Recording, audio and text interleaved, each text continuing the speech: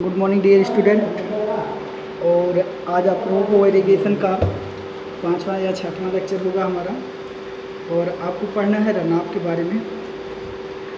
रनाप क्या होता है, तो इसके पहले वाले लेक्चर में थोड़ा सा हम बात किए थे रनाप के बारे में। तो रनाप को होता है जैसे कि हमारी जब बारिश होती है तो बारिश में क्या होता है कि हमारे नदी तालाब पोखरी ये सब क्या हो जाते हैं, भर जाते हैं। तो उससे जब पानी क्या होता है ओवरफ्लो करता है तो क्या होता है, ये बहता है पानी। और बहते हुए क्या होता है, बहता है तो उसी को हम क्या कहते हैं, रनाप कहते हैं। ठीक है, उसको हम क्या कहते हैं, रनाप कहते हैं। रनाप के बारे में हम एक बार फिर से डिस्कशन करने जा रहे हैं कि रनाप जो होता है जब हमारी बारिश होती है तो जब हमारे गांव में तालाब है पोखरे गड्ढे में भर जाते हैं, उससे जब पानी ओवरफ्लो होकर बहता है तो वो पानी क्या होता है, रनाप होता है। उसके बाद आपका आता है और ये water set line. Water set line क्या होता है कि जब ये रनाप जो है इनको दो भागों में बांटा जाता है या जितने भागों में बांटा जाता है उसे वाटर सेट लाइन कहते हैं। और जो ये पूरी एरिया होती है, जो ये पूरी एरिया होती है उसे हम क्या कहते हैं, कैचमेंट एरिया कहते हैं। CATCHMENT area. तो हम फिर से बता दे रहे हैं, जो ये वाटर सेट होता है लाइन होता है, ये क्या होता है, वन विभाजक रेखा होता है। ये क्या करता है, रनाप को जितनी अलग अलग क्षेत्रों में बांटा जाता है उसे हम वाटर सेट लाइन कहते हैं। और ये रिवर दिखाया गया है, स्ट्रीम दिखाया गया है। और कैचमेंट एरिया वो होता है जो हमारा रनाप का पूरा टोटल एरिया होता है, जितने पे क्या होता है रनाप होता है वो उसे हम क्या कहते हैं, कैचमेंट एरिया कहते हैं। और अब आते हैं बात को रनाप को प्रभावित क्या क्या करते हैं। तो रनाप को प्रभावित आकार, वहाँ की ज़मीन जो है स्थित है वो किस आकार में है उस पर हमारा डिपेंड करता है रनाप वहाँ पे कैसा होगा। अगर मान लीजिए ढालू क्षेत्र है तो वहाँ पे रनाप क्या होगा, ज़्यादा होगा। अब ऊंचा क्षेत्र है तो वहाँ पे रनाप हमारा कम होगा। अगर तापक्रम जहाँ पे अधिक होता है, टेम्परेचर की बात करेंगे, टेम्परेचर जहाँ पे अधिक होगा वहाँ पे क्या होगा, रनाप कम होगा। और जहाँ पे टेम्परेचर कम है वहाँ पे रनाप क्या होगा, ज़्यादा होगा। फिर अगर हम सॉइल की बात करते हैं तो सॉइल में भी क्या होता है कि अगर उसमें जो है एब्जॉर्ब करने की पानी की क्षमता ज़्यादा है तो क्या होगा, वहाँ पे रनाप कम होगा। और जहाँ पे पानी का एब्जॉर्ब करने की क्षमता कम है वहाँ पे क्या होता है, रनाप ज़्यादा होता है। तो उसके बाद ये था प्रवाह को प्रभावित या रनाप को प्रभावित करने वाले कारक। उसके बाद हम आते हैं सेकेंड पॉइंट पे, हमारा है हाइड्रोग्राफ।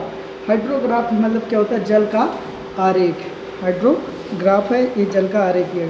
तो जल का आरेख क्या होता है कि नदी के किनारे या कितनी देर में कहाँ पे कितनी बारिश होती है तो उसके लिए हम दिखाते हैं। जैसे आप इस समय देख रहे होंगे कोरोना का WHO मीटर पे दिखाया जाता है, तो उसी तरीके से ये कोई भी ग्राफ बनता है, जैसे 0 1 2 3 4 5 6 7, तो इस तरीके से दिखाया गया है। ये आपका टाइम दिया गया है, क्या दिया गया है, टाइम। ठीक है, और यहाँ पे कितना सेंटीमीटर बारिश हुई, ये सेंटीमीटर या किस में लिया जाता है, mm में।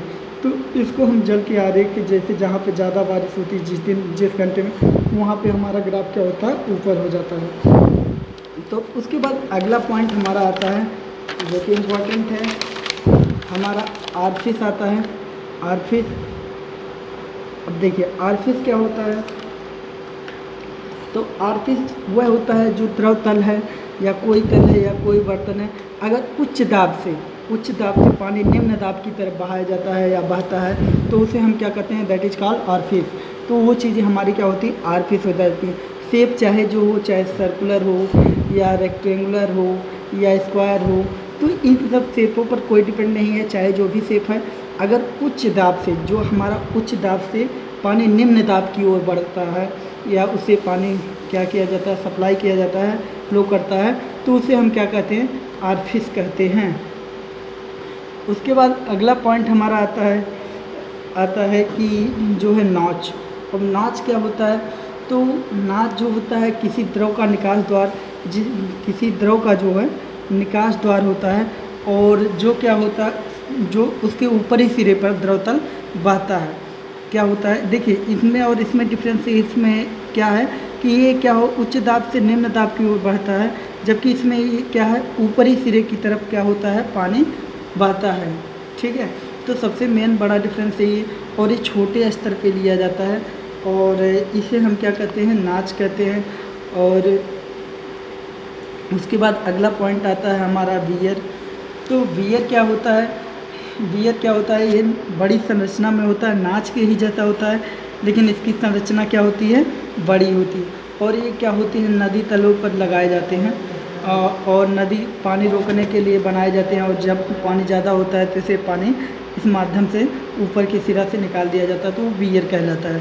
तो अगर इन तीनों में डिफरेंस देखते हैं तो आर्फिश, नाच, वियर में, तो जहाँ तक आर्फिश की बात है तो आर्फिश जो है स्थान कम घेरता है, नाच भी कम घेरता है, लेकिन वियर हमारा क्या होता है, ज़्यादा स्थान घेरता है। और अगर विसर्जन की जो पानी की मात्रा रहेगी इसमें भी कम होगा, कम ही मात्रा क्या करेगा, पानी फ्लो कर सकता है, इसमें भी कम होगा, नाच में भी।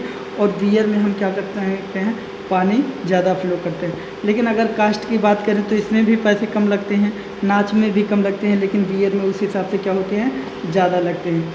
तो और ये निर्माण का पदार्थ की बात करें तो प्लेट की चादर इसमें भी लगाई जाती हैं, और प्लेट की चादर इसमें भी लगाई जाती हैं, लेकिन इसमें क्या लगाई जाती हैं, कंक्रीट की चादर लगाई जाती है।